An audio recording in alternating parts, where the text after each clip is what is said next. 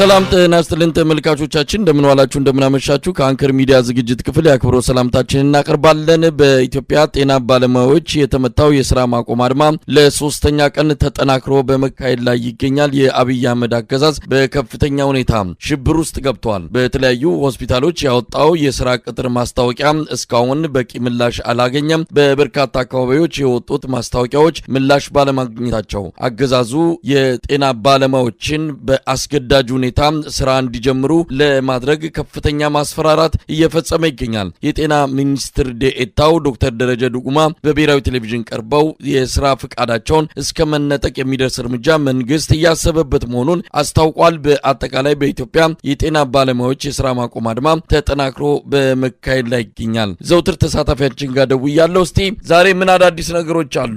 አመሰግናለሁ መሳይ። ዛሬ ያው እንደ ለሶስተኛ ቀን ከትናንትናው በጣም ጠነከረ ሁኔታ ሆስፒታሎች እንደውም ትንሽ ወደ ኋላ ብለው የነበሩ አንዳንድ ሆስፒታሎች ሙሉ በሙሉ አድማውን እንደተቀላቀሉ መግለጫ በመስጠት ላይ ናቸው።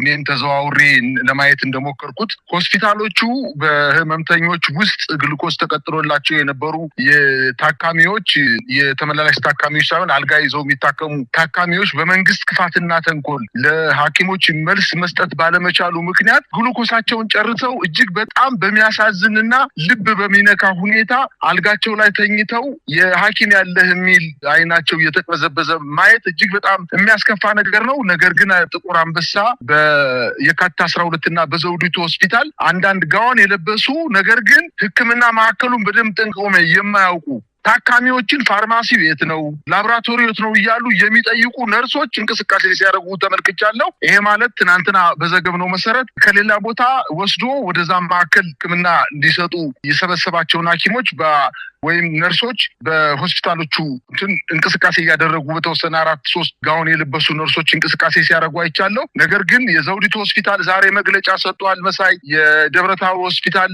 አሁንም ያወጣውን ማስታወቂያ ተከትሎ መንግስት መልስ ባለመስጠቱ ምክንያት የሜዲካል ዳይሬክተሩን ጨምሮ 4 የህክምና ዶክተሮችን አስሮ ወዳልታወቀ ስፍራ ወስዷቸዋል። እንዲሁም የአዲስ ዓለም ሆስፒታል አባይ ማዶ የሚገኘው የአዲስ ዓለም ሆስፒታል ሶስተኛው ሆስፒታል ማለት ነው የፈለገ ህይወት ሆስፒታል ጥበበጊዮን ሆስፒታል ጨምሮ ሶስተኛው ሆስፒታል አዲስ ዓለም ሆስፒታል እንዲሁም ሙሉ በሙሉ አድማውን መቀላቀሉን ዛሬ አያይዞ መግለጫ ሰጥቷል። በአጠቃላይ መንግስት በልሁ እንደቀጠለበት ነው። እነሱ ደግሞ መንግስት የኛን ችግር እስካልፈታ ድረስ ወደ ሆስፒታሎች አንገባም እንዲያውም የስራ ዘርፍ ለውጥ እናደርጋለን ከየትኛውም የኢትዮጵያ ዜጋ እኛ የበለጥን አይደለንም ማንኛውም ኢትዮጵያዊ ዜጋ የቀን ስራን ሰርቶ የሚኖር ስለሆነ በቀን ስራም ሰርተን ቢሆን እንቀጥላለን እንጂ ክብራችን ተዋርዶ እንደዚህ ማስፈራራት እየተፈጸመብን እስራት እየተፈጸመብን በአንዳንዶቻችን ላይም ድብደባ እየተፈጸመብንና በአጠቃላይ መንግስት በህክምና ባለሙያዎች ላይ አሻጥር እየፈጸመ ባለበት ሰዓት እንዲሁ ተንበርካኪ ሆነን ህክምና ለመስጠት ህሊናችን የማይፈቅድ መሆኑን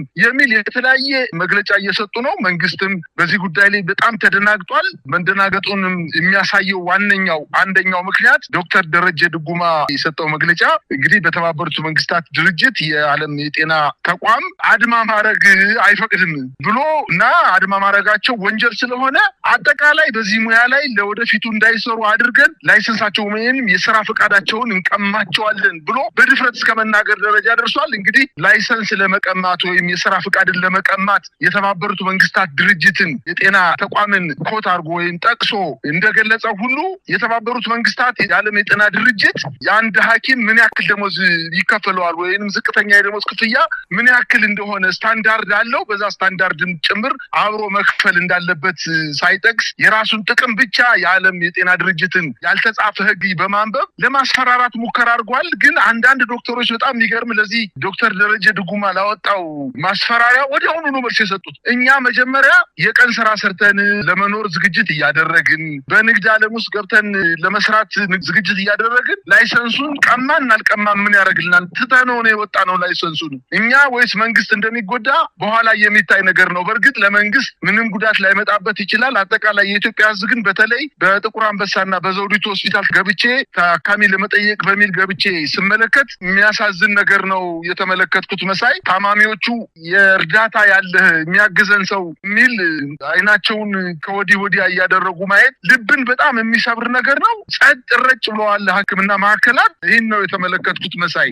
እንግዲህ ሌሎች የዕለቱ ክስተቶችን በተመለከተ ከተለያዩ ቦታዎች መረጃዎች እየወጡ ይገኛሉ። የአዳማ የጤና ሳይንስ ኮሌጅ ተማሪዎችን አስገድዶ ትምህርት ለማስጀመር እንደዚሁም በመከፋፈል ለተወሰኑ ጥቅማ ጥቅሞች ይሰጣል በሚል በመከፋፈል አንዳንዶች ወደ ትምህርታቸው እንዲመለሱ ወደ አድማ መምጣታቸውን እንዲያቆሙ የሚደረገው ጥረት ብዙም እንዳልተሳካ ነው ለአገዛዙ የሚነገረው። በሌላ በኩል የራስ ደስታ ሆስፒታልም እንደዚሁ በስራ ገበታቸው ያልተገኙ የሕክምና ባለሙያዎች ከዛሬ ጀምሮ ከስራቸው መሰናበታቸውን የሚገልጽ ደብዳቤ እየሰጠ ይገኛል። የመተማ ጠቅላላ ሆስፒታል የታሰሩ ሰዎች 10 መድረሳቸውን ነው አሁን ያገኘነው መረጃ የሚያመለክተው። እንግዲህ በየአቅጣጫው የሚወሰደው እርምጃም ተጠናክሮ ቀጥሏል።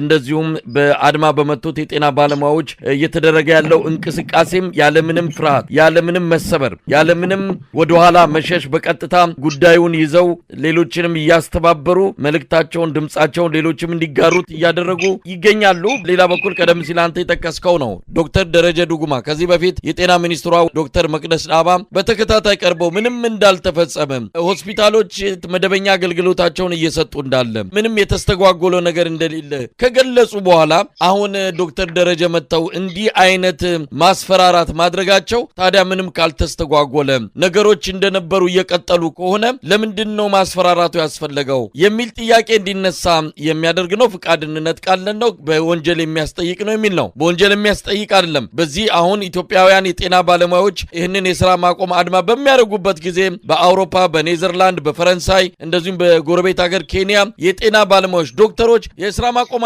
አድማ አድርገዋል። ያንዳንዶቹ እንደውም የቅንጦት ጥያቄ ነው ያቀረቡት። እንብላ የራበን ጥያቄ አይደለም። አሁን የኬንያ የጤና ባለሙያዎች መኪና በነፃ ይግባልን ያለ ቀረጥ ይግባልን ነው ጥያቄያቸው። ይህንን እንኳን አልጠየቁም። ራበን ነው ያሉትና ይቻላል በዓለም አቀፍ ደረጃ ወንጀል ነው ብለው ሊያስፈራሩ የሄዱበት ርቀት የትም አይወስዳቸውም። መብታቸው ነው። መብታቸውን የጠየቁት በብሪትና በቲቤት እንዲህ አይነቱን ጉዳይ መንግስት አጠንክሮ የሚሄድ ከሆነ የሚጎዳውን በቅርቡ የምናየው ይሆናል ማለት ነው። መሳይ ይሄ ስርዓት እውነት በዳመና ላይ የሚንሳፈፍ መንግስት ስለሆነ ምናልባትም ዛሬ የሚሰጠውን መግለጫ ትናንትና ከሰጠው መግለጫ ጋር የማያገናዝብ ተመልሶ ወደኋላ የራሱን ቃልና አረፍተ ነገር ወይም መግለጫዎችን መመልከት የማይችል ነው። እንግዲህ በጤና ሚኒስትሯና በጤና ጥበቃ ሚኒስትር ዴኤታው መካከል ያለውን ጋፕ መቼም ላንተ አልነግርህም። ጤና ሚኒስትሯ ምንም አይነት ክፍተት አልተፈጠረም። በሕክምና ማዕከላት በስነ ስርዓት ሕክምና እየተሰጠ ነው። አንዳንድ የፖለቲካ ፓርቲ የጠለፏቸው ሐኪሞች ወይም የጤና ባለሙያዎች ይህን እንቅስቃሴ ለመደገፍ ጥረት አድርገዋል፣ ግን አልተሳካላቸውም። አንዳንዶቹንም ጉዳዩን አስተምረን መልሰናቸዋል የሚል መግለጫ ሰጥተዋል። መግለጫ ከሰጡ በአንድ ሆስፒታል ላይ በአንድ ከተማ አስተዳደር ላይ እስከ 96 የህክምና ባለሙያዎችን ማስታወቂያ ማውጣት ምን ማለት ነው? ማስፈራራት፣ ደብዳቤ መጻፍ፣ ከዚህ በኋላ ተሰናብታቸዋል፣ ተባራቸዋል፣ ከእንግዲህ በኋላ ላይሰንሳቸውን እንቀማለን የሚል ከጤና ሚኒስትሯ ጋር በጣም የሚጋጭ መግለጫ ጤና ሚኒስትር ዴኤታው እየሰጠ ነው። ዶክተር ደረጀ ዱጉማ የሚጋጭ አስተሳሰብ ነው እየሰጡ ያሉት። ለነሱ ሲባል ለነሱ ጥቅምና ክብር ሲባል ወይም ለአስተዳደሩ ለብልጽግና ጥቅምና ክብር ሲባል ህግ ይጣሳል። የዓለም መንግስታትን ጤና ድርጅት መመሪያዎችና ደንቦችን ይጠቅሳሉ። ያንን መመሪያ ደግሞ ወረቀት አገላርጠን ጎግላቸው ላይ ገብተን በዌብሳይታቸው ላይ ገብተን ስንመለከት እንዲህ አይነት መመሪያ የለም።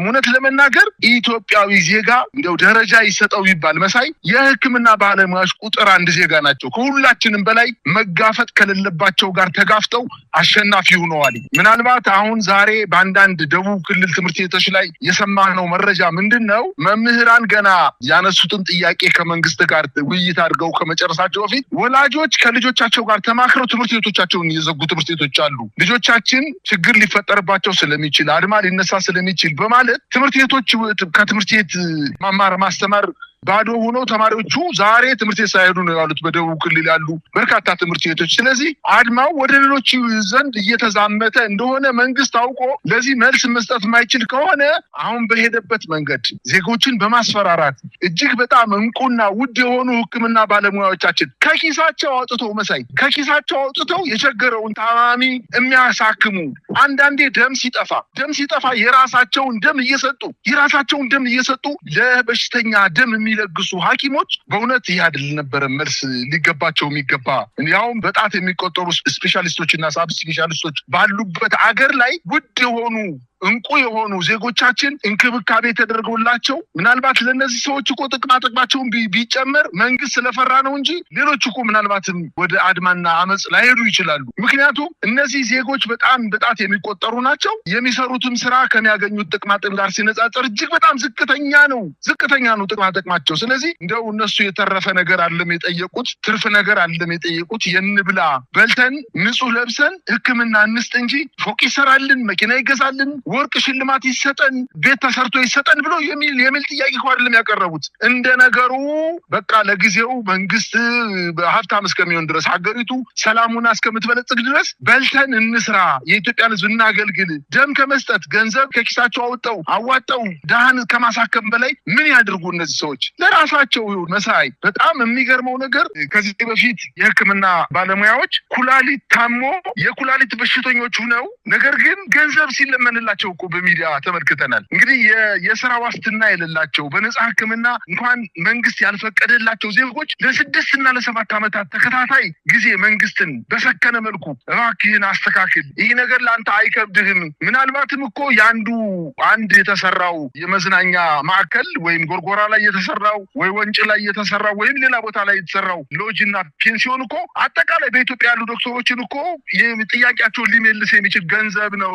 አጠቃላይ ለመከላከያ ጥይትና አልባሳት ሌሎችንም ሎጂስቲክስ የሚገዛበትን ቢተው እኮ ዶክተሮችን አይደለም የኢትዮጵያ የመንግስት ሰራተኞችን አጠቃላይ ችግር ሊፈታ የሚችል ነው። መንግስት ግን ይህንን ሊፈታ ፈቃደኛ አይደለም። ነገር ግን ነገሮች እየተካረሩ ነው የሚመጡት። አሁን መንግስት የሚሰጠውን መግለጫ በደንብ አድርገን ስንከታተለው አንደኛ እርስ በርሱ የሚጋጭ ነገር ነው፣ ውሸት የተቀላቀለበትና በጣም እንደሰጋና እንደፈራ የሚያሳይ ነገር ስለሆነ ዶክተሮችን፣ የህክምና ማዕከላት ዳይሬክተሮችን ከግቢ እና ከቤታቸው እያሳደደ እየያዘ ወደ ወታደራዊ ማሰልጠኛ ተቋማት፣ ወደ ፖሊስ ጣቢያዎች፣ ወደ ያልታወቀ የደህንነት ቦታዎች እየወሰደ እያናዘዛቸው ነው። በአንዳንዶቹም ላይ ደግሞ ለማስፈራራትና ለማስደንገጥ በሽብር አዋጅ ከሶ ከሽብርተኛ ድርጅቶች ጋር ህብረት ፈጥራቸዋል በማለት ሌሎችን ለማስፈራራት ጥረት ቢያደርግም አልተሳካለትም። አሁንም ዛሬ በጣም በጠነከረ ሁኔታ ህክምና ማዕከላቶቹ ጭር ብለው ባዶ ሆነው ነው የሚታዩት። መሳይ መረጃዎችንም በየማሉ የመጡ ይገኛሉ። እንግዲህ ዲጂታል ሐኪም የተባለው በዚህ በጤና ባለሙያዎቹ ዙሪያ መረጃዎችን እየተከታተለ በማህበራዊ ሚዲያ ላይ የሚያሰራጭ ገጽ አለ። እሱን ሰው መከታተል ከቻለ ያንዳንዷን መረጃ በቶሎ የሚሰጥ ድረገጽ ወይም ደግሞ የፌስቡክ ገጽ ነው። ዲጂታል ሐኪም የተሰኘ ነው። ብዙ ነገሮች የሚቀርቡበት ነው። እውነት ለመናገር መረጃዎችን በዚህ ደረጃ ግር በግር እየተከታተሉ ማቅረብ ነገሮች እየጠሩ እንዲመጡ ከማድረግም ባሻገር ለመናበብም በከፍተኛ ደረጃ የሚረዳ ነው። አሁን በደብረ ማርቆስ ሆስፒታል ያለውን ሁኔታ በተመለከተ ዝርዝር መረጃ ይዞ ወጥቷል። እንደዚሁም በአዲስ አበባ ራስ ደስታ ሆስፒታል ያለውን ሁኔታ እየተከታተለ ነው። ከመዝገብ ቤት መታችሁ የስንብት ደብዳቤ ውሰዱ ተብሎ ለአድማ ላደረጉ የሕክምና ባለሙያዎች ጥሪ እያደረገ ይገኛል። ቀደም ሲል እንደገለጽ ነው በተለያዩ ሆስፒታሎች የሚገኙ ከመንግስት ጋር የሚሰሩ በተለይም ደግሞ በሜዲካል ዳይሬክተርነት ያሉ ይህንን የስራ ማቆም አድማ ለማክሸፍ ከመንግስት ጋር ተባብረው እየሰሩ ያሉ የሜዲካል ዳይሬክተሮች አሉ። እነዚህ አካላት ነገ ከነገ ወዲያ ምናልባት በታሪክ የሚያስወቅሳቸው የሚያሳፍራቸው ስራ እየሰሩ ነው ያሉት። በዚህ ጊዜ ከማን ጋር መሰለፍ መቆም እንዳለባቸው ህሊናቸው ውሳኔ ቢሰጥ ጥሩ ነው። ነገር ግን ለመንግስት ማስፈራሪያ አድሮ ወይም ደግሞ ጥቅሙን አታሏቸው ሊሆን ይችላል። አሁን እያደረጉ ያሉት ነገር ህገወጥ ብቻ ሳይሆን በታሪክም የሚያስጠይቃቸው ነው። እስቲ እንደው በቀላሉ የሐኪሞችን ደሞዝ እንመልከት። ሌላ ቦታ እንሄድም። አፍሪካ ውስጥ ደቡብ አፍሪካ ለአንድ ሐኪም $3400 ወይም ደግሞ በብር ሲመነዘር 421600 ብር ትከፍላለች ደቡብ አፍሪካ። ሞሮኮ $3300 ወይም ደግሞ 409200 ብር ትከፍላለች። በአንድ ወር ነው ይሄ። ቦትስዋና ለአንድ ዶክተር $3000 ወይም ደግሞ በኢትዮጵያ ብር ሲመነዘር ወደ 372000 ብር ትከፍላለች። በኬንያ ተመሳሳይ $3000፣ በናሚቢያ $2700፣ በሲሸልስ $2600፣ በሊቢያ $2100። ወደ ኢትዮጵያ ስንመጣ ከ$100 በታች ነው፣ $85። ይሄ እንደውም ለዶክተሮች ምናልባትም ልምድ ላላቸው ዶክተሮች የሚከፈል ነው። ለሌላው የጤና ባለሙያ እጅግ የሚያሳዝን ነገር ነው። ይህንን የሚከፍል መንግስት ነው እንግዲህ ዛሬ ተነስቶ ዘራፍ የሚለው፣ ዛሬ ተነስቶ ፍቃድ ቀማለሁ የሚለው። ይህ ብቻም አይደለም።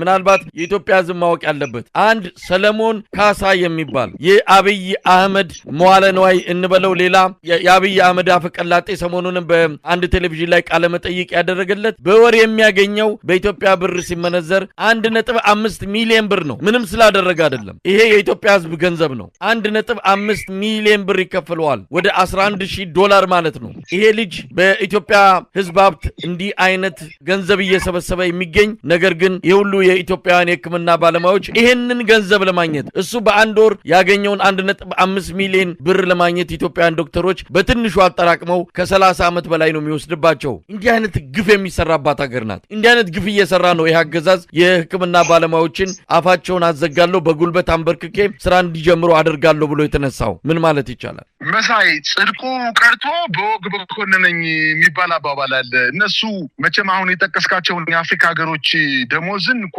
አልጠየቁም። የሀገራችን ሁኔታ የመንግስታችን ቁጭ በሉ መንግስት በመሆኑ አጭበርባሪ በጣም በመላሱ የሚያድር መንግስት በመሆኑና አጠቃላይ የኢትዮጵያን ህዝብ ለሁለት ከፍሎ ደጋፊና ጠላት ብሎ የፈረጀ ስርዓት ስለሆነ ከዚህ መንግስት አሁን በጠቀስካቸው ሀገሮች የሚከፈለውን ደሞዝ ክሌም አልጠየቁም፣ ሊጠይቁም አይችሉም። ነገር ግን እነሱ እኮ አሁን በጣም ክሪቲካሊ እርቦናል፣ በቃ መብላት አልቻልንም፣ ቤት ክራይ መክፈል አልቻልንም፣ ልብሳችንን በስነ ስርዓት ንጹህ ልብስ ለብሰን ወደ ህክምና ማዕከላት ሂደን ለታካሚዎቻችን ደስታ ልንፈጥር አንቻልንም። ስለዚህ የምንሰጠው ህክምናም በቂ አይደለም፣ የተሟላ አይደለም። ሆቴሎች ሆስፒታሎች በጣም ብዙ ጎደሎ ነገር አላቸው። የህክምና ቁሳቁሶች ያልተሟሉበት፣ መድኃኒት ያልተሟላበት፣ የላቦራቶሪና የላይብረሪ ቁሳቁሶች ምንም ያልተሟሉበት የህክምና ማዕከል ላይ እኛ ሳንደሰት ታካሚዎች ሳይደሰቱ፣ ነገር ግን የኢትዮጵያ ህዝብ ይህንን ይፍረደን ብለው ወደ ትግል ገብተዋል። መሳይ እነዚህ የህክምና ዶክተሮች እኮ ቢፈልጉ ማለት ነው አሁን የጠቀስካቸው 5 እና 6 ሀገሮች ላይ በርካታ ኢትዮጵያውያን እኮ ሀገር ያስተማረቻቸው በሌላት በጅስ ላይ ያስተማረቻቸው ሳብና ስፔሻሊስትና ሳብ ስፔሻሊስቶች አሁን የጠቀስካቸው ሀገሮች በተለይ በዋናነት ቦትስዋና፣ ደቡብ አፍሪካ፣ በአውሮፓም በተለያዩ ሀገሮች እኮ ተከብረው አሁን አንተ ከጠቀስከው ደሞዝ በላይ ተከፍሏቸው እዚህ ቤተሰቦቻቸውን እኮ እያስተዳደሩ ነው። መሄድ እኮ ይችላሉ፣ ችግር የለውም። ምናልባት የኢትዮጵያውን ላይሰንስ የአውሮፓ ሀገራት ወይም የአፍሪካ ሀገራቶች እኮ አይፈልጉትም። እዛ ሂደው ምናልባት የ3 ወር ኮርስ ወስደው ፈተና ተፈትነው የላይሰንስ ወይ የስራ ፍቃድ እኮ ማውጣት ይችላሉ። እነዚህን ሰዎች ከሀገር አሰድዶ እንግዲህ ካድሬ ራሱ ኮትኩታ አሳድገ ዶክተር አታረገው። እንግዲህ ካድሬዎች ተክተው ህክምና ማዕከሉን ህክምና ሊሰጡ አይችሉ። እኔው ይህ መንግስት በጣም አይኑ ሳይሆን ልቡ የታወረ ስርዓት ስለሆነ እያረገ ያለው ነገር በጣም አስጸያፊ ነገር ነው። ሊሰደዱም ይችላሉ። አሁን በጣም ትልቁ ስጋቴ እንደዚህ በጣም ጨክነው መንግስት ካልሰማን በስተቀር መቼም እነዚህ ሐኪሞች 20 እና 30 ዓመት የተማሩ ሐኪሞች 15 እና 20 ዓመት አገልግሎት ያላቸው ሐኪሞች ተመልሰው ወደ እንጨት ፈለጣ፣ ወደ እርሻ፣ ወደ ሊስትሮነት ወይም ወደ ንግድ አይገቡም። የተማሩት ሙያ የትም ሀገር ቢሄዱ እጃቸውን ስሞ የሚቀበላቸው ህዝብና መንግስት አለ።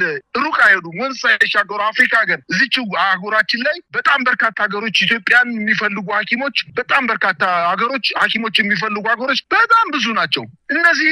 ይህን እድል እንግዲህ ለኢትዮጵያ ህዝብ ለማሳጣት ነው ጥረት እያደረገ ያለው። ካድሬ ደግሞ አንተ እንዳልከው አሁን የጠቀስካቸውን ደሞዞች በተለያየ መንገድ ቤት ተሰርቶ ይሰጣቸዋል፣ ቤት ይሸጣሉ፣ ቦታ ይሸጣሉ፣ ግቦ ይቀበላሉ፣ በርካታ አበልና ድጎማ ይደረግላቸዋል። በስልጠና ሰበብ የሀገሪቱን በጀት ሙጥጥ አድርገው ይበላሉ። እቺ ሀገር የካድሬ ሀገር ናት። እንግዲህ ካድሬዎች እቺን ሀገር ሁሉን ተክተው መስራት የሚችሉ ከሆነ ለወደፊቱ የምናየው ነው። ነገር ግን ያሳፍራል።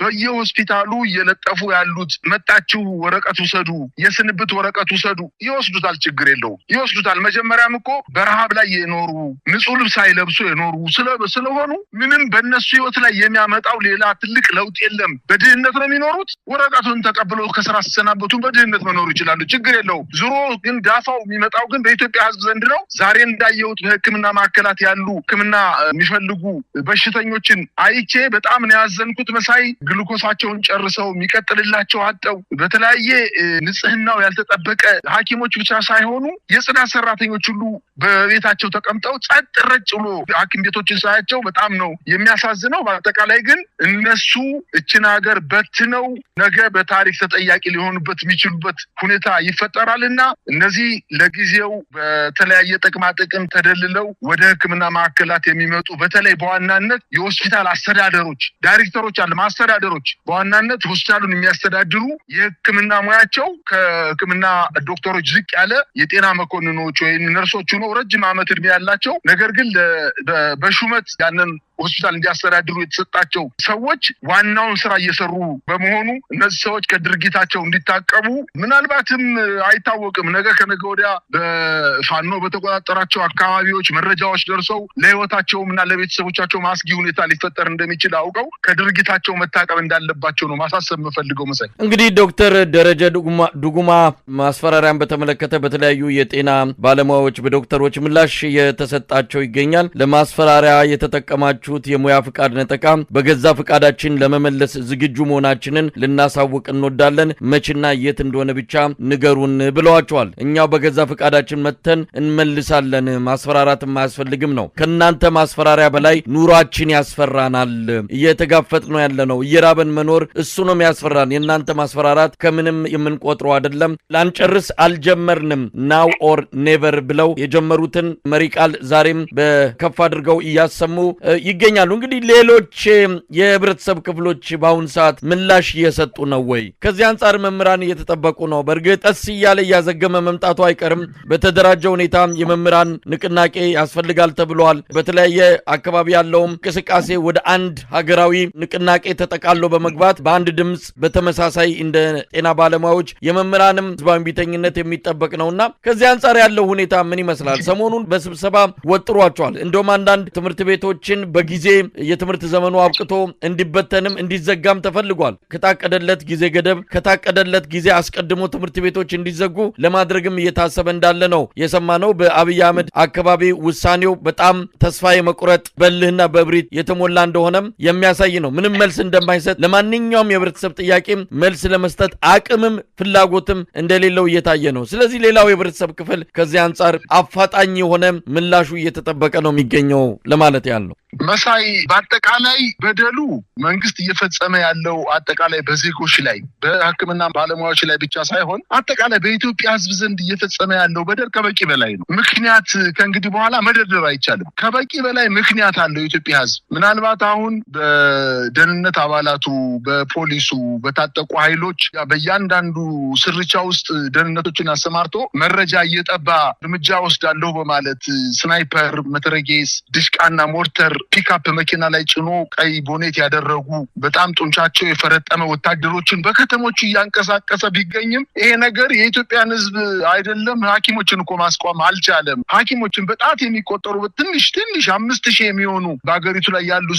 ስፔሻሊስቶችን እንኳን ማስቆም አልቻለም። የኢትዮጵያ ህዝብ አንድ ላይ ሲነሳ ደግሞ ምን ሊፈጠር እንደሚችል መገመት ይቻላል። አንተ እንዳልከው ትምህርት ቤቶች ላይ መሳይ ከዚህ አልፎ እኮ ተማሪዎች ትምህርት ቤት ቀርተዋል እኮ ትናንትናና ዛሬ ትምህርት ቤት ቀርተዋል። ደቡብ ክልል ውስጥ በአንዳንድ የአማራ ክልል ትምህርት ቤቶች እንዲሁም ፈራ ተባ በማለት በርካታ ተማሪዎች ወደ ትምህርት ቤት ገበታቸው ሳይሄዱ ቀርተዋል። ምክንያቱም መምህራን አድማ ስለሚያነሱ ከተማው ላይ ብጥብጥ ሊነሳ ስለሚችል በማለት ቤተሰቦቻቸው ልጆቻቸውን ከቤት አስቀርተዋል። ይሄ በምንም ተአምር ያደቆነ ሰይጣን ሳያቀስ አይለቅም የሚባል አባባል አለ። በቃ አንድ ጊዜ ጀምሮታል መጨረሻው ድረስ የኢትዮጵያ ህዝብ የፈለገውን ያክል አፈና ቢበዛ ጫና ቢበዛ ድብደባ ግድያ ስራት ቢመጣ ማስፈራራት ቢመጣ ወረቀት እየተበተነ እንዲህ ትሆናለህ እንዲህ ትባረራለህ ሰርቲፊኬት ይቀማል ሙያ ፍቃድ ይቀማል ማስተማር ላይሰንስ እንትን ይቀማል እያለ ቢያስፈራራም ምንም የሚቀርበት ነገር የለም። የኢትዮጵያ ህዝብ የመንግስት ሰራተኛውን በሰዓት እየደረሰበት ያለው መከራ